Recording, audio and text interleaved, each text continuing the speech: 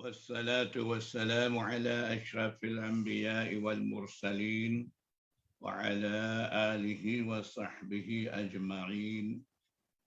Alhamdulillah, dengan limpah kurnia Allah Subhanahu wa taala kita dapat sambung ngajian Sunan Tirmizi. Malam ni insyaallah sambungan hadis mula sanadnya haddatsana Muhammad bin Ismail bin Samurah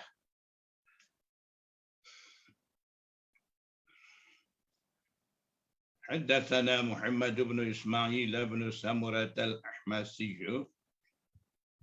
قال أخبرنا أبو معاوية عن واصل بن السائب عن أبي ثورة عن أبي أيوب قال أتى النبي صلى الله عليه وسلم أعرابي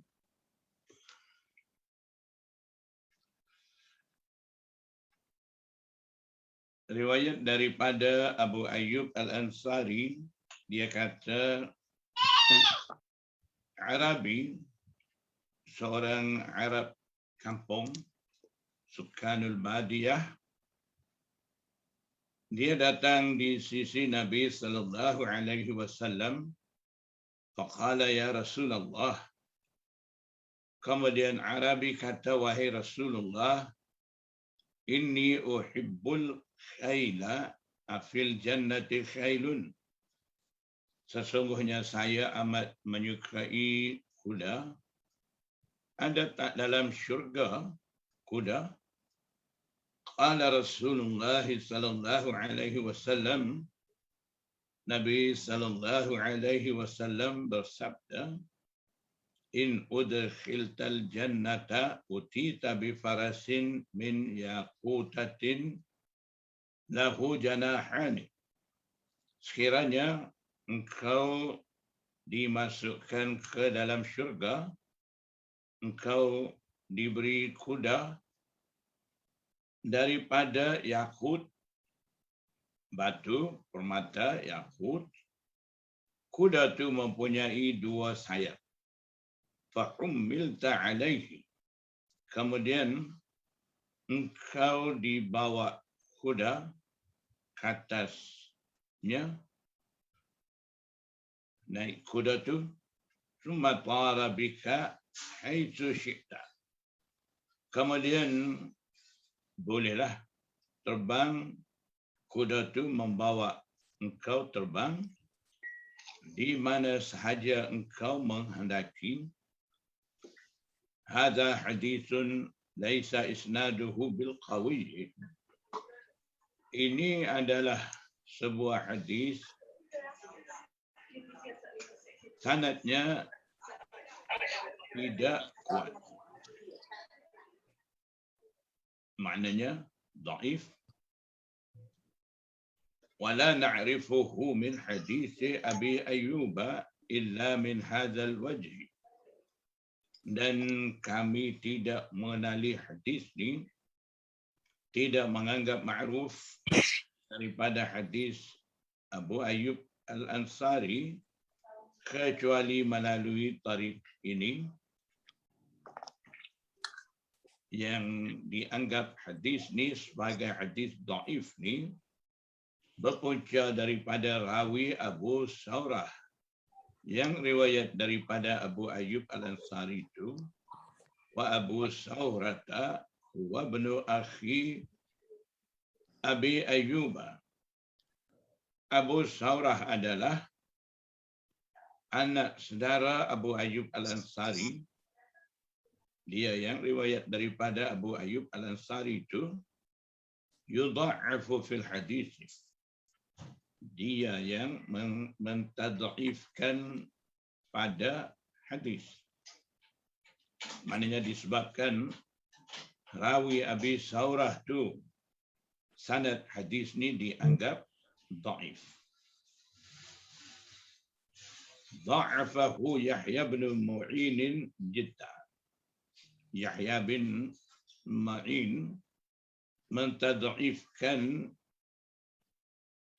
Abu Saurah tu. Da'afahu ay da'afa Aba Saurata Yahya bin Ma'in jidda. Yahya bin Ma'in, Imamul Jarh wa Ta'dil, Syekhul Bukhari, dia yang mentad'ifkan Abu Saurah tu amat-amat mentad'ifkan, maksudnya di sisi Yahya bin Ma'in hadis datang dengan sanad yang ada Abu Saurah ni dianggap dhaif jiddan. Wa sami'tu Muhammad bin Ismail yaqulu, dan Muhammad bin Ismail Al-Bukhari dia kata, wasami'tu, dan saya dengar, qala Abu Isa, Imam Tirmizi kata, saya dengar Muhammad bin Ismail Al-Bukhari kata, Abu Saurata hadha munkarul hadithi yarwi manakira an Abi Ayyub la yutaba'u alaiha. Abu Saurah ini, Abu Saurah ni munkarul hadis. Imam Bukhari kata munkarul hadis.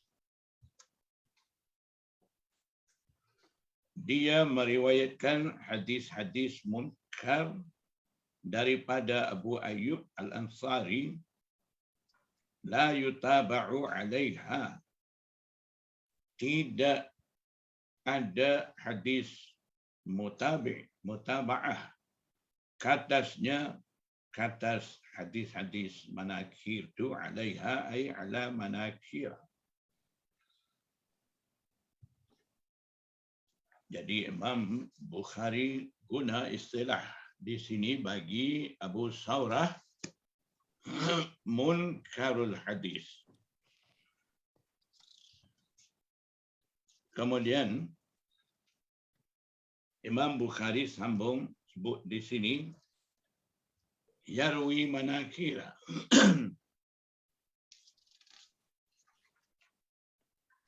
Jadi di sini perlu kita faham status bagi munkarul hadis dan apa maksud Imam Bukhari kata munkarul hadis terhadap seseorang rawi, dan juga di apakah perbezaan antara munkarul hadis, kalimah munkarul hadis, dan rawal manakir ataupun jarwi haditha munkarah. Ada istilah-istilah begitu. Nah, di sini munkarul hadis ada, jarwi manakira ada. Jadi di sisi muhaddisin ada perbezaan maksud di antara munkarul hadis dan jarwi manakira. Jadi perlu kita tahu di sini pertama maksud Imam Bukhari. Bila dia kata seseorang rawi munkarul hadis tu, apa maksud? Munkarul hadis, Imam Bukhari akan guna istilah ini apabila dia nak anda seseorang rawi sebagai rawi dhaif, dan riwayat daripada rawi dhaif tu agak bercanggah dengan riwayat daripada rawi-rawi siqah tu. Ketika tu biasanya Imam Bukhari guna istilah ni. Munkar, rawi ni munkar ataupun munkarul hadis, dia akan guna istilah ni, itu isyarat kepada rawi itu dhaif. Jadi biasanya imam muhaddisin lain dia akan sebut rawi ini dhaif, yudha'afu dan sebagainya begitu. Jadi Imam Bukhari dia nak isyarat kepada seseorang rawi sebagai rawi dhaif, biasanya dia guna istilah ni, munkarul hadis. Jadi bukan munkar ni, dia ni seorang rawi yang diingkar. Munkar, kita terjemah. Rawi ni yang diingkar, ditolak, tambah lagi. Ditolak oleh muhaddisin, tambah lagi. Itu tak betul. Jadi tak boleh kita nak terjemah biasa di sini. Kita nak fahamnya di sini istilah, definisi yang biasanya diguna pakai di sisi muhaddisin. Kena pergi situ. Jadi munkar, ta'rif dia, definisi dia, mukhalafatul dha'ifi lissiqat. Itu ringkas, mudah. Maksudnya, seperti tadi, riwayat daripada rawi dhaif itu bercanggah dengan riwayat daripada rawi siqah yang lain.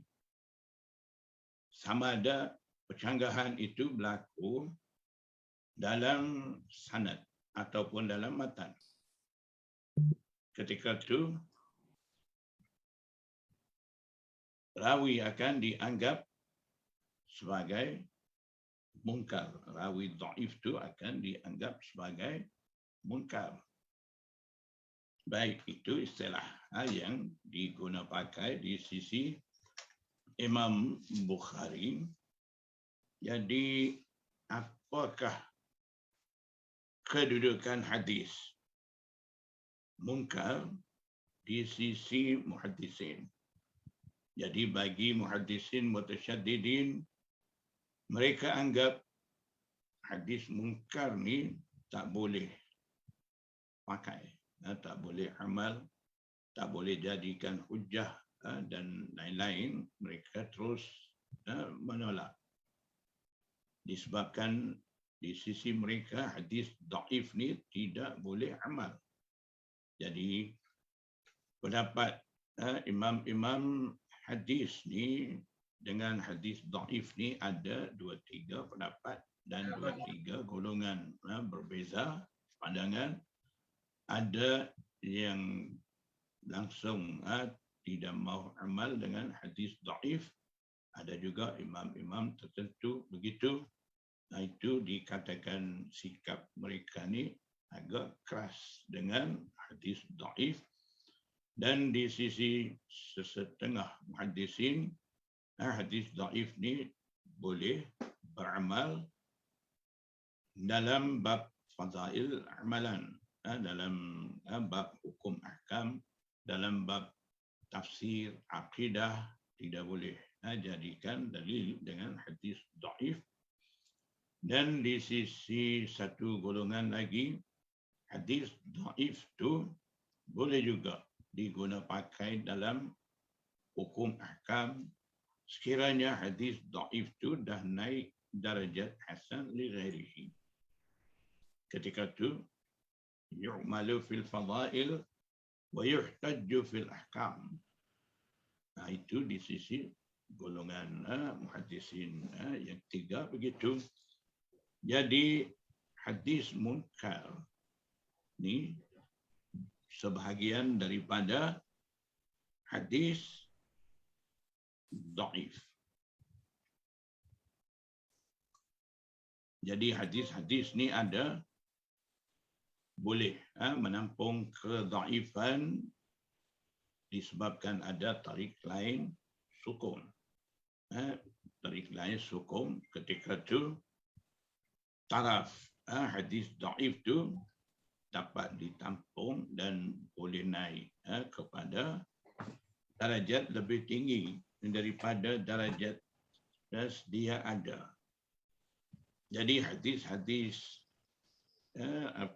yang mempunyai sokongan daripada riwayat-riwayat lain, biasanya taraf bagi hadis itu naik. Naik macam mana? Naik kepada peringkat yang lebih tinggi.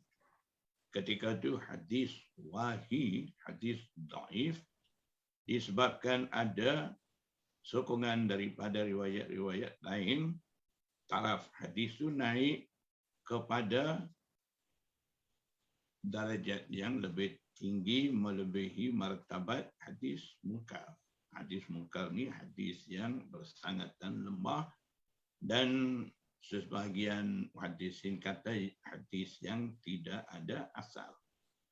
Jadi bila hadis munkar tu disebabkan ada sokongan daripada tarik lain, ketika dia dah naik darjat tu, ketika tu diharuskan beramal dengan hadis munkar tu dalam soal fadilah, kelebihan amalan-amalan, dan tidak boleh beramal dalam akidah, hukum ahkam, dan juga tidak boleh dijadikan rujukan untuk tafsir Al-Quran. Maknanya di sisi muhaddisin mu'tadilin, muhaddisin yang mempunyai sikap sederhana ni, di sisi mereka ada lagi ruang hadis munkar tu boleh beramal, dan juga hadis munkar ni, kalau kira-kiranya hadis munkar tu,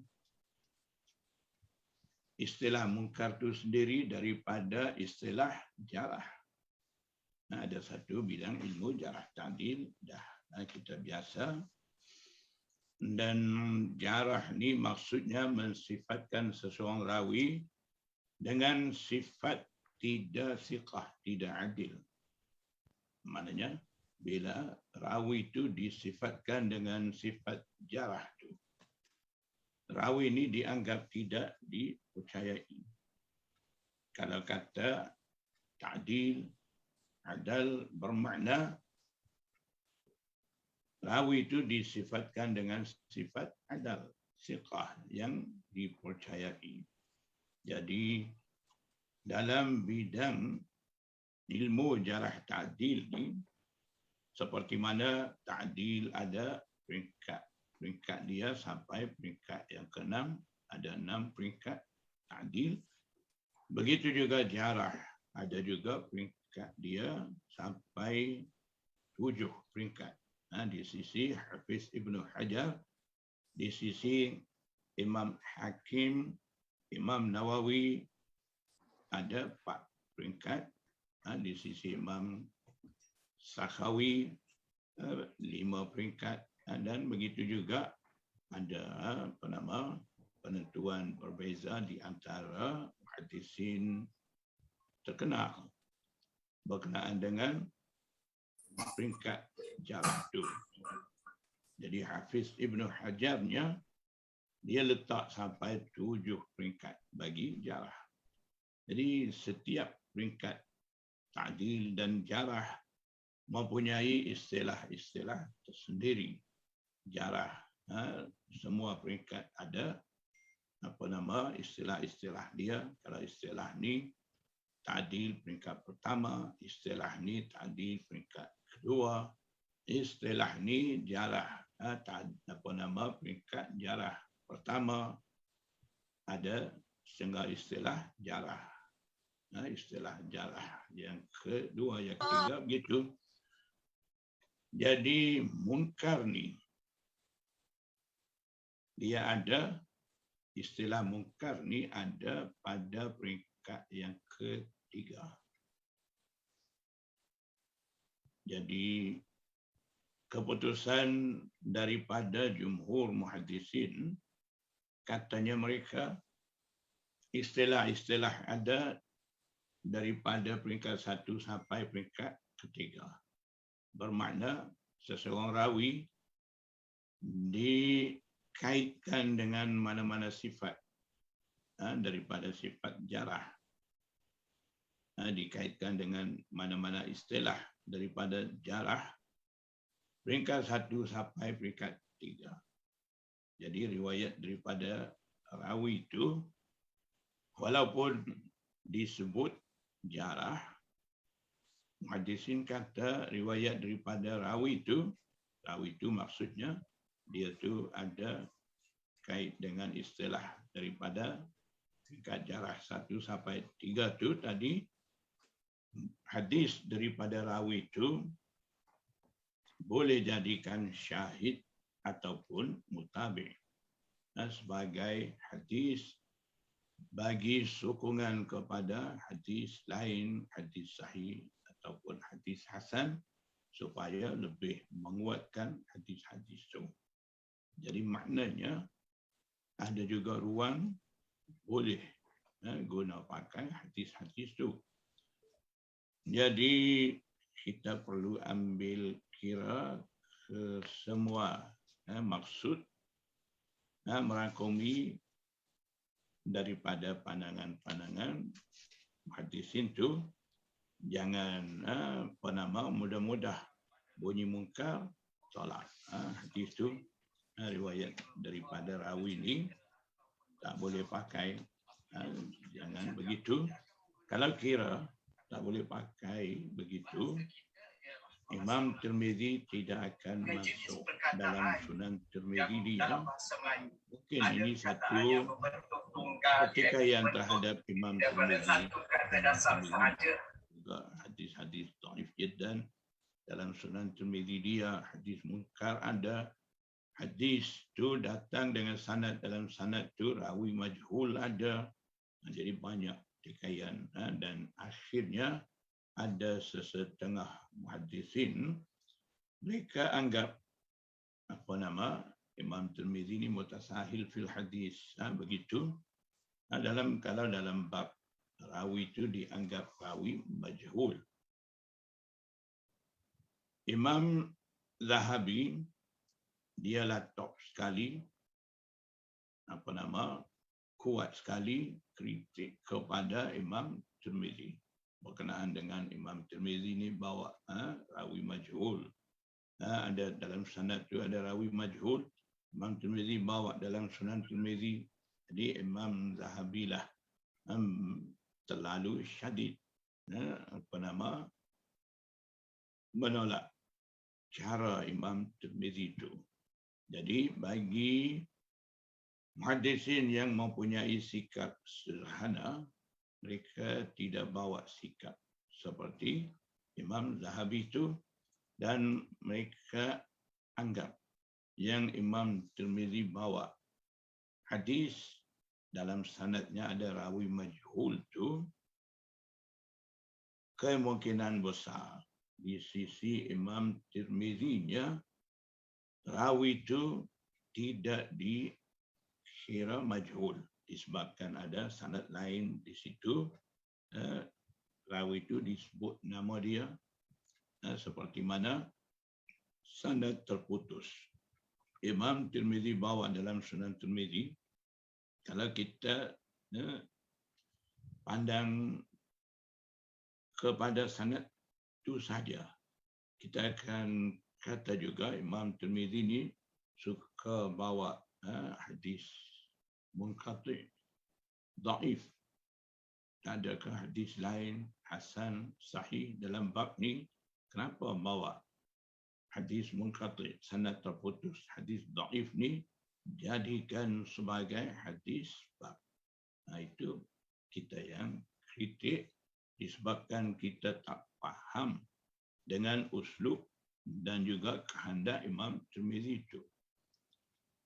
Jadi memang hadis itu, sanad itu zahirnya terputus sanad, tapi biasanya hadis-hadis ini datang dengan beberapa banyak sanad. Jadi di sisi Imam Tirmizi ada sanad lain yang boleh tahu sanad terputus itu antara dua orang rawi, hilang seorang tu dalam sanad lain, hadis yang sama di situ ada. Jadi maknanya sanad yang nyata rawi di antara dua rawi yang hilang pada sanad munqati itu menampung masalah yang ada pada hadis munqati itu. Jadi dengan tu kedhaifan di situnya hilang. Banyak kiraan ada bagi Imam Tirmizi dia masuk hadis-hadis tu. Lagipun hadis-hadis dalam Sunan Tirmizi ini sepakat jumhur ulama yang wujud kemudian daripada Imam Tirmizi dah buat pengakuan hadis-hadisnya semuanya yang ada dalam Sunan Tirmizi ini diamal ma'mulum biha kecuali dua hadis. Itu dulu pun saya bagi tahu. Jadi maksudnya termasuklah hadis yang Imam Tirmizi sendiri kata qala Abu Isa hadza haditsun dha'ifun inda ahli hadis. Qala Abu Isa Abu Zaidin rajulun majhulun inda ahli hadis. Qala Abu Isa hadza haditsun munqati'un. Apa sahaja Imam Tirmizi bagi tahu secara jujur tentang kedudukan hadis-hadis, akhirnya jumhur muhaddisin sepakat sebulat suara mengakui hadis-hadis dalam Sunan Tirmizi semuanya diamal di sisi fuqaha. Jadi itu kita perlu faham. Tak perlu kita hadis itu terputus sanad, ada rawi majhul. Kenapa Imam Tirmizi masuk dalam Sunan Tirmizi? Tak ada ke hadis sahih ataupun Imam Tirmizi terkadang hadis itu ada masalah dalam sanad ataupun pada rawi, dia pula hukum hadis itu hadis hasan. Jadi kita pun kritik kata salah di sini. Dalam sanad ni terang-terang boleh nampak dhaifnya hadis tu. Imam Tirmizi kenapa kata hasan? Inilah kita kata Imam Tirmizi ni mutasahil fil hadis. Sedang dia. Sebenarnya dia tak faham uslub Imam Tirmizi itu. Jadi bagi Imam Tirmizi, hadis yang nampak dhaif tadi ada sokongan tarik lain yang boleh menaikkan darjat dhaif tu kepada hasan li ghairihi. Jadi dalam keadaan begitu dalam bab tu hadis kita nampak zahir dhaif tu bila Imam Tirmizi kata hasan ni maksudnya hasan li ghairihi. Tak salah sebab ada sokongan tarik lain bagi sanad tu. Jadi kita perlu ambil kira semua tu. Dan satu lagi sebelum saya bagi tahu perbezaan munkarul hadis ayarwil manakir tu dalam apa yang kita dah baca tadi. Imam Tirmizi bagi tahu apa Abu Saurah wa ibn Ashi Abi Ayyub yudha'afu fil hadis. Siapa mentadhaifkan? Dha'afahu Yahya bin Ma'in jiddah. Yahya bin Ma'in mentadhaifkan sangat-sangat mentadhaifkan hadis itu. Jadi di situ juga kita perlu tahu sikap a'immah jarah ta'dil itu.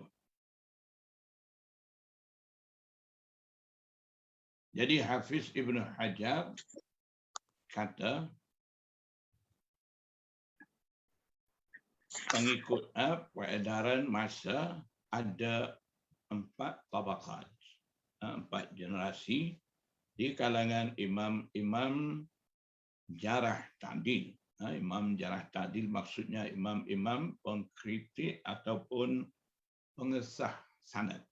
Panggil a'immatul jarhi wa ta'dil. Jadi Hafiz Ibn Hajar kemukakan siapa mutasyaddid, sikap terlampau ketat, terlalu keras, dan juga siapa pula mu'tadil, bersikap sederhana pada generasi-generasi itu. Jadi Hafiz Ibnu Hajar bagi tahu tabaqat pertama ni ada Syu'bah Amirul Mukminin fil Hadis dan juga Sufyan Ats-Tsauri Amirul Mukminin fil Hadis juga. Jadi kalau banding dua tu, Syu'bah adalah pengkritik yang mempunyai sikap tasyaddud, terlampau kuat. Maknanya sikap tasyaddud ni dia mudah mentadhaifkan rawi. Itu dalam bab dhaif. A'immah jarh ta'dil, kalau seperti Imam Ibn Jauzi bila kata tasyaddud bermakna mudah memawdu'kan hadis dhaif dan hadis hasan. Itu lain pula cara. Jadi Hafiz Ibnu Hajar kata dalam tabaqat kedua ada Imam Yahya bin Sa'id Al-Qattan dan Abdurrahman bin Mahdi. Maka Yahya adalah pengkritik yang mempunyai sikap tasyaddud. Jadi di sisi Yahya Yahya bin Sa'id Al-Qattan mudah dia mentadhaifkan rawi ataupun rawi dhaif biasa, dia akan kira dhaif jiddan. Itu sikap tasyaddud ni mendorong dia ke arah tu. Tabaqat ketiga pula Yahya bin Ma'in, yang kita dah baca dha'afahu Yahya bin Ma'in jiddan. Jadi nak bagi tahu sikap Yahya bin Ma'in tu, itulah dia bagi tahu ni Pak tabaqat ni. Tabaqat ketiga ni Yahya bin Ma'in dan Ali bin Al-Madini. Maka Yahya bin Ma'in adalah pengkritik yang mempunyai sikap tasyaddud. Jumpa dah Yahya bin Ma'in. Kata apa? Hafiz Ibnu Hajar kata Yahya bin Ma'in ni tasyaddud berbanding dengan Ali bin Al-Madini. Ali bin Al-Madini kira mu'tadil yang mempunyai sikap sederhana. Jadi Yahya bin Ma'in, kalaulah dia kata dhaif jiddan, disebabkan sikap tasyaddud itu mendorong ke arah menentukan darjat kepada lebih kuat. Kalau kata dhaif akan jadi dhaif jiddan. Jadi daripada situ kita boleh nampak yang di sini Imam Yahya bin Ma'in kata dhaif jiddan ni kalaulah di sisi muhaddisin lain seperti Ali bin Al-Madini, tabaqat sama dengan dia yang dianggap mu'tadil sederhana, mungkin di sisi dia dhaif, tidak dhaif jiddan. Tabaqat yang keempat Ibnu Abi Hatim dan Imam Bukhari. Jadi Ibnu Abi Hatim adalah pengkritik yang mempunyai sikap tasyaddud. Imam Bukhari mu'tadil sederhana. Jadi maksudnya bila penentuan daripada mutasyaddid dengan mu'tadil bercanggah, keputusan daripada muhaddisinnya, jumhur muhaddisinnya kena pegang keputusan daripada muhaddisin ataupun a'immah jarh ta'dil yang mempunyai sikap sederhana itu. Itu satu kaedah yang perlu sangat-sangat kita tahu. Baik, bila Imam Bukhari kata munkarul hadis, itu kita dah faham tadi.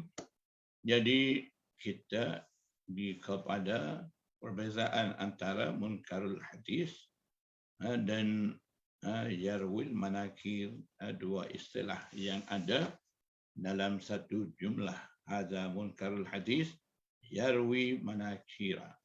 Apa perbezaan di situ?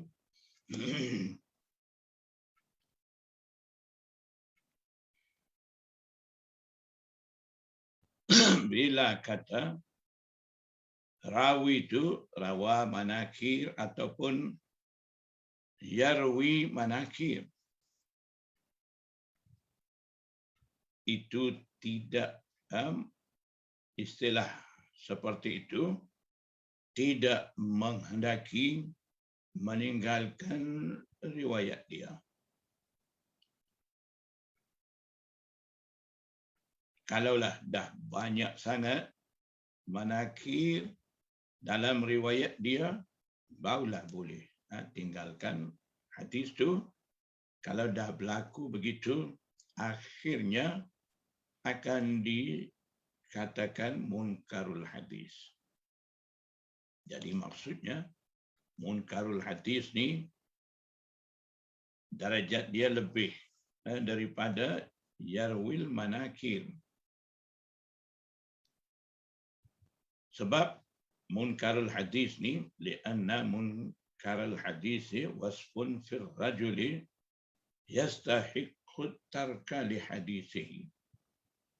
Bila kata munkarul hadis ni itu adalah satu sifat yang ada pada rawi, biasanya layak tinggalkan hadis dia. Kalau kata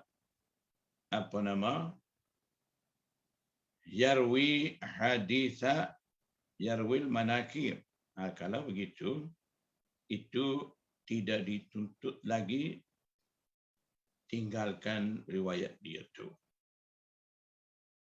Jadi contohnya Imam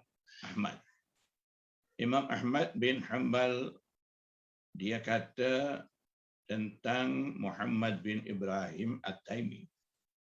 Dia kata apa? Putusan dia, Muhammad bin Ibrahim At-Taimi ini yarwi haditha munkarah. Dia tu riwayat hadis munkar. Kemudian kita tengok pula, siapa pula menerima riwayat daripada Muhammad bin Ibrahim Taimi? Maksudnya, imam mana menerima sanad yang ada Ibrahim Taimi, Muhammad bin Ibrahim Taimi dalam sanad tu, dia terima dan isi dalam kitab hadis mereka. Kalau tengok begitu, kita akan jumpa buka Bukhari itu, hadis pertama dalam Babu Bada'il Wahyi itu, selepas daripada ayat pertama sekali kita akan jumpa hadisnya, hadis innamal a'malu binniyat itu. Dalam sanad hadis itu, Muhammad bin Ibrahim Taimi ada. Jadi maknanya rawi Muhammad bin Ibrahim Taimi yang mana Imam Ahmad bin Hanbal kata yarwi haditha munkarah tadi, dia itu adalah huwa mimman ittafaqa alaihi syaikhan. Syaikhan Bukhari dan Muslim dah sepakat meriwayatkan riwayat dia, dan juga marja' bagi hadis innamal a'malu binniyat ni kepada rawi itu Muhammad bin Ibrahim Taimi itu. Jadi apa kita faham daripada sini? Kita tak boleh ambil keputusan daripada seorang imam sahaja. Kalau kita tengok keputusan daripada seorang imam saja, Imam Ahmad bin Hanbal memang imam mu'tabar, imam hadis terkenal, imam mazhab, putusan dia, pandangan dia terhadap rawi Muhammad bin Ibrahim Taimi itu hanya kita ambil keputusan dia yarwi manakir Muhammad bin yarwi hadis munkarah. Rawi ini Muhammad bin Ibrahim Taimi ini tak boleh pakai. Dia ni jenis suka riwayat hadis-hadis munkar. Biasanya orang bawa begitu sekarang pun. Suka sangat kalau dapat poin-poin macam tu, heboh. Oh, rawi ni tak boleh pakai. Dia ni suka riwayat hadis munkar. Jadi istilah mana dia ambil tu? Kalau istilah tu, imam guna yarwi hadis munkarah tu, tengok dulu adakah imam lain terima dia. Khabar-khabar Imam Bukhari, Imam Muslim pula terima. Jadi bila kata rawa manakira, rawi itu riwayat hadis munkar, yarwi manakira, kalau istilah tu mai untuk rawi itu tidak dituntut untuk meninggalkan riwayat daripada rawi itu. Sehingga kan rawi itu terlalu banyak dalam riwayat dia hadis-hadis munkar. Sampailah akhirnya dicop rawi itu munkarul hadis. Barulah hadis dia boleh tinggal, tidak beramal, tidak berhujjah dalam hukum ahkam. Tapi seperti mana kita dah faham tadi, kalau ada sokongan tarik lain, dia akan naik darajat melebihi darajat munkar, dan dalam kelebihan amalan, kelebihan seseorang selain daripada hukum ahkam, tafsir, akidah, masih ada ruang boleh pakai hadis itu. Dan berdasarkan peringkat jarah tadi, disebabkan dia ada pada peringkat ketiga, boleh lagi jadikan hadis daripada rawi itu sebagai mutabi ataupun syahid. Banyak lagi kita perlu ambil kira. Bukan bunyi kata munkar itu tolak selalu, tidak maksud begitu. Jadi itulah perbezaan antara munkar dan yarwi manakir. Jadi di sini Yahya bin Ma'in dia kata dhaif jiddan, dah kita faham. Dan Imam Bukhari, pendapat dia di sini, dia kata Abu Saurah, hadza munkarul hadis. Satu. Kemudian ada pula sebut yarwi manakira. Dia ni munkarul hadis bermakna riwayat daripada Abu Saurah ni bercanggah dengan riwayat daripada rawi siqah yang lain, rawi siqah yang ramai. Kadang bercanggah dari segi makna hadis, kadang bercanggah pada sanad. Jadi itu kena lagi lebih mendalam mengkaji sanad tu. Jadi munkar di sini, dhaif ni, bercanggah ni dengan riwayat daripada rawi-rawi siqah ni, sama ada dalam matan hadis ataupun sanad. Itu perlu lagi kajian lebih mendalam untuk sampai titik akhir tu. Baik, jadi di sisi Imam Bukhari, Abu Saurah ni munkarul hadis, kemudian sambung yarwi manakira. Kalau begitu, maknanya tidak dituntut lagi di sini menolak bulat-bulat hadis daripada Abu Saurah tu. Cuma Imam Bukhari di sisi dia, riwayat daripada Abu Saurah ni tidak dimutabaah atasnya. Maksudnya tidak ada hadis lain sebagai mutabi bagi hadis Abu Saurah tu. Jadi maksudnya dia tidak naik ke darajat lebih tinggi. Jadi maknanya istilah-istilah satu-satu ni ada maksud dia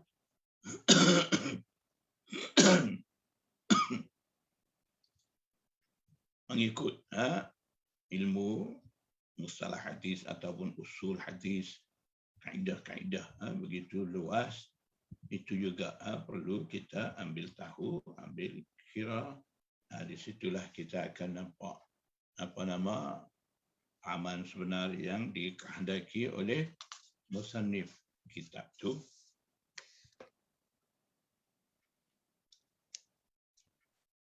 Bab ma jaa fi sinni ahli jannati, datang berkenaan dengan umur ahli syurga. Jadi bila dah masuk syurga, umur dia berapa? Nak masuk dalam syurga tu. Haddatsana Abu Hurairah Muhammad bin Firas al-Basri qala akhbarana Abu Dawud qala akhbarana Imran Abu al-Awami an Qatadah an Shahr ibn Hawshab عن عبد الرحمن بن غنم عن معاذ بن جبل أن النبي صلى الله عليه وسلم قال. Riwayat daripada Muaz bin Jabal. Nabi sallallahu alaihi wasallam bersabda, yadkhulu ahlul jannatil jannata jurdan murdan mukahhalina abna'a 30 atau 33 sanatan.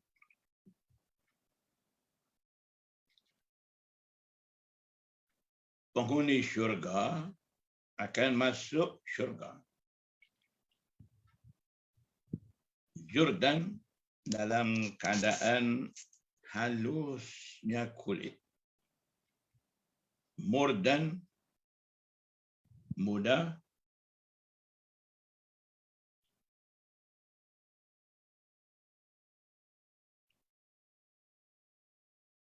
Mukahhalina dalam keadaan kuhul, bercelak mata.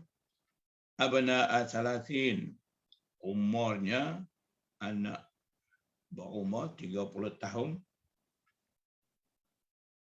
Ataupun 33 tahun. Namanya satu 30 lingkungan 33 tahun, sebaya 30 tahun, gitu. Maknanya masih dalam keadaan muda. Jadi sama semua ahli syurga dalam keadaan itu akan dimasukkan ke dalam syurga. Jadi pernah dalam Syama'il kita pernah baca Rasulullah sallallahu alaihi wasallam bergurau dengan seorang wanita tua, kata orang tua tidak masuk syurga sampai dia menangis. Jadi maksudnya Imam Tirmizi bawa di situ gurau senda Rasulullah sallallahu alaihi wasallam juga benar. Maknanya bukan lawak, bukan bohong punya, walaupun gurau senda, hakikatnya yang Rasulullah SAW menyebut itu adalah benar. Jadi Nabi SAW bagi tahu orang tua tu, kata orang tua tak boleh masuk syurga. Gurau.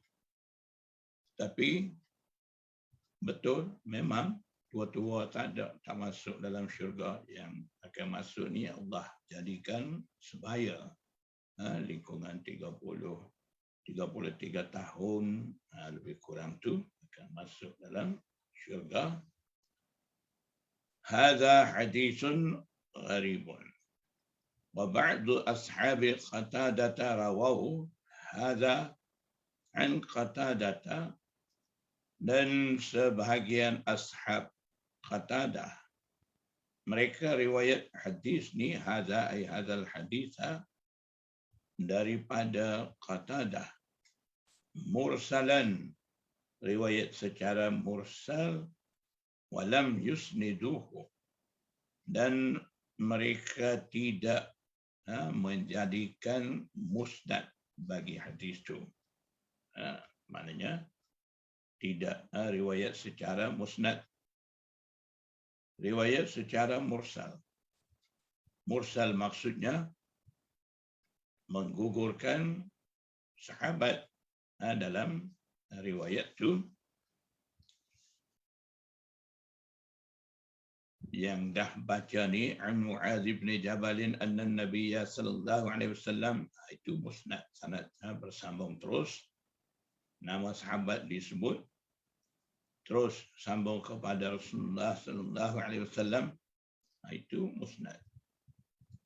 Terkadang ada juga tidak jadikan musnad sanad tu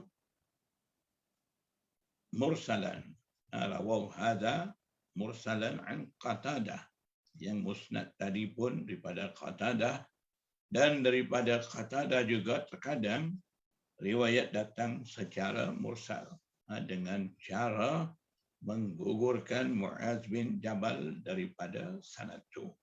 Jadi mursal apa? Mursal sahabi, gugurkan sahabat, confirm yang gugur ni sahabat, itu mursal sahabi. Kalau yang gugur tu tidak pasti sama ada sahabat ataupun tabi'i, ataupun yang gugur tu boleh jadi sahabat, ataupun yang gugur di situ tabi'i juga digugurkan oleh tabi'i. Ya, ada banyak bentuk begitu.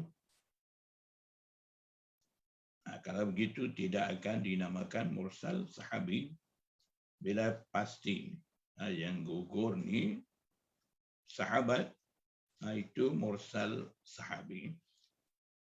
Jadi daripada Qatadah ashab dia riwayat secara mursal ni maksudnya menggugurkan sahabat. Kalau begitu akan dianggap mursal sahabi.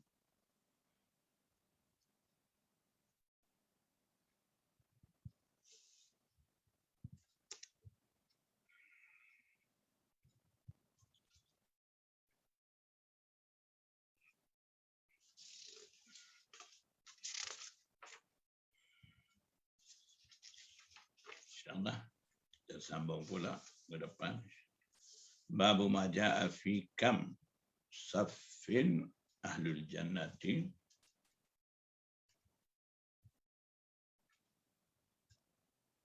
Penghuni syurga ada dalam berapa barisan di syurga.